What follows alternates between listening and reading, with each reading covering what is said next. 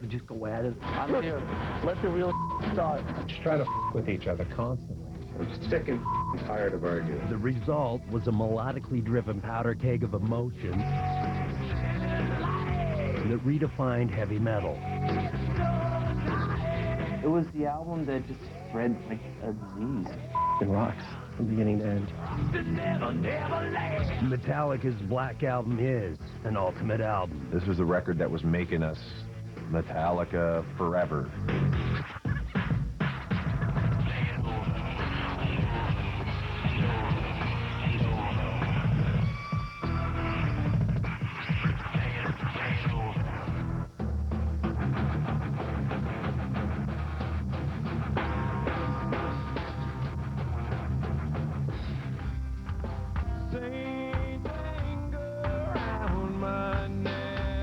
With the release of 2003's Saint Anger, Metallica has returned to heavy metal glory louder, harder, and stronger.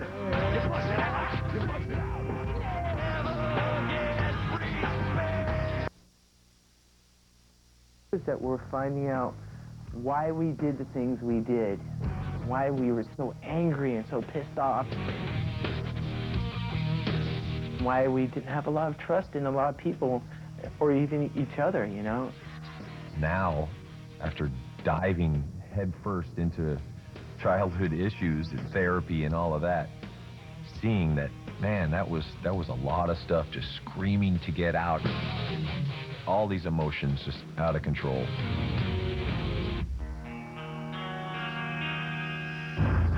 Confronting and purging the demons of distrust and addiction was a long, agonizing process.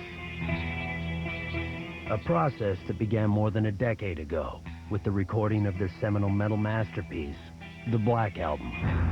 The Black Album was probably the first exercise in things coming from within. It was like opening our eyes, opening the doors. That was a very eye-opening album for us.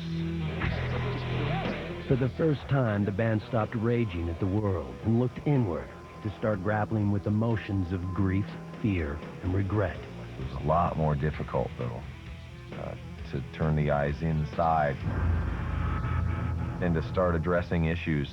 But, you know, that was a big step for us.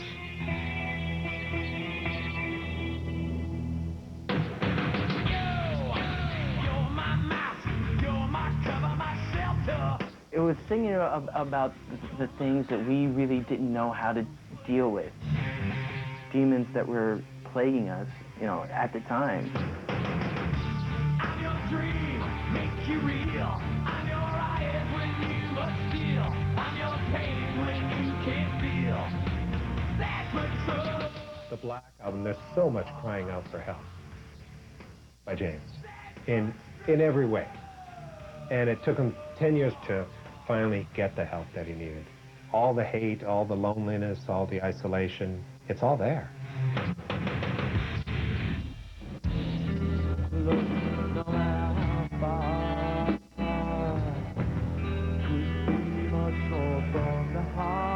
Being able to get them on paper when I couldn't necessarily sit here and tell you what I'm feeling, I can write it down. It's safer. Going back and rereading those lyrics, they make complete sense. They were the subconscious trying to get through. nothing else matters.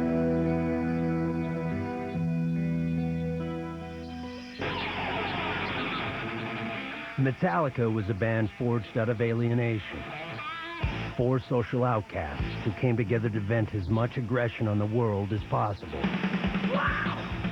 We will put as much time and blood and sweat and all that into it as it takes.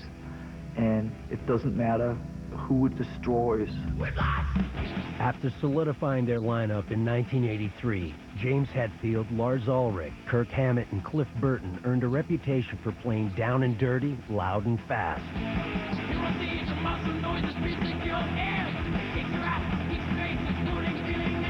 Metallica provided a defiant contrast to the 80s spandex bands that ruled the West Coast music scene. At the time, most bands were like poodle-doo hair bands. Rat, Poison type bands, and Metallica stood out. In LA, they were kind of a little bit of a black sheep because they were really, really heavy. So people were kind of like, what is this band? The band's first 3 releases were increasingly aggressive metal manifestos. 1983's Kill 'Em All, 1984's Ride the Lightning, and 1986's Master of Puppets won the massive hardcore respect, but only a modicum of commercial success. We just had such an abrasive sound, and a lot of times critics would put on our album, and after the first 2 songs go, "This is garbage." There was no radio, there was no MTV for a band like us. We just went out and started touring our asses off. We went out there and brought it to the fans. Force-fed, say, at the beginning. Just as Metallica was building momentum, tragedy struck. On the night of September 27, 1986, a tour bus crash claimed the life of bassist Cliff Burton. And just the horrors of all that. You know, just freaking out and then medicating with booze after that, never really getting to grieve Cliff's loss. And it took a lot of it out on ourselves. Metallica steamrolled through their grief. They hired Jason Newsted as their new bass player, and within weeks they were back on the road, burying their remorse in their music and the bottle. There was never any time for anybody to sit back and go, what are we doing, what have we done, what's happening, where are we going, all that stuff. It was just make the machine go. Okay, let's grieve through our music and our process of just jamming, get all the anger out or frustration out that way. Sounded like a good theory then, but really it wasn't. We stuffed lots of feelings and emotions that we had that weren't dealt with. I think that was really one of the major parts of us beginning to hide things from each other emotionally. The only way we dealt with anything back in the day was to just run to the bar, start drinking. We really didn't hold ourselves accountable for anything we did, you know. But a lot of that also was just fueled by our own personal demons. Metallica's next album, And Justice for All, was an exercise in nihilism. With epic-length songs that were more like musical diatribes. It painted a bleak canvas of a society on the brink of ruin and pushed the limits of speed metal. It became mental gymnastics. It became these mental exercises. And, you know, the only objective of playing this 10-minute song is not it up. Justice for All is 8 or 9 minutes long with a lot of riffs. I remember playing that song live, and at the end, like, the people were like, thinking, when's it gonna end? The songs couldn't get longer, they couldn't get faster, they couldn't get more anal and self-absorbed, and it couldn't be that anymore for our survival.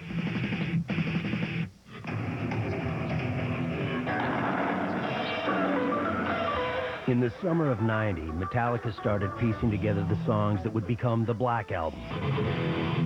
They knew it was time to grow or wither. Sounds real good, Lars. We wanted to go shorter and with more muscle. You know, let's cleanse the song of all unnecessary parts.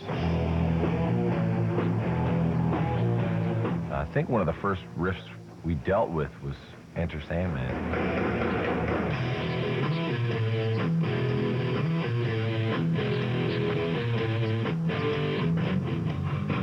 The original riff of Enter Sandman actually went like this. It went.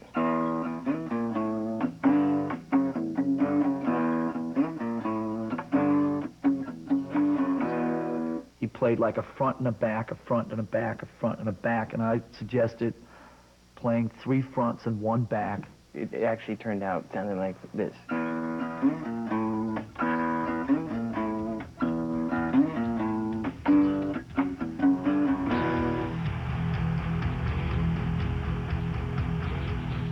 so you could build it up. You know, the Sandman build-up is huge.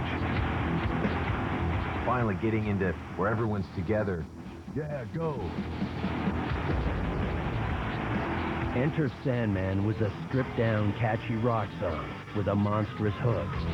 Sing your prayers, go on, don't forget my son, to include everyone. But it was also the first indication of James Hetfield's new lyrical direction. Sleep with one eye open, gripping your pillow tight. He was looking inward, probing his own childhood fears to evoke emotions that were universally relatable. I think lyrically, the Black Album had to go somewhere else. And you can't really go wrong with raw human emotion, talking about fears, childhood issues, all of those things that everyone has. Everyone shares certain brokenness in their life. It's universal. It was the beginning of a kind of another chapter, the turning over of a new page.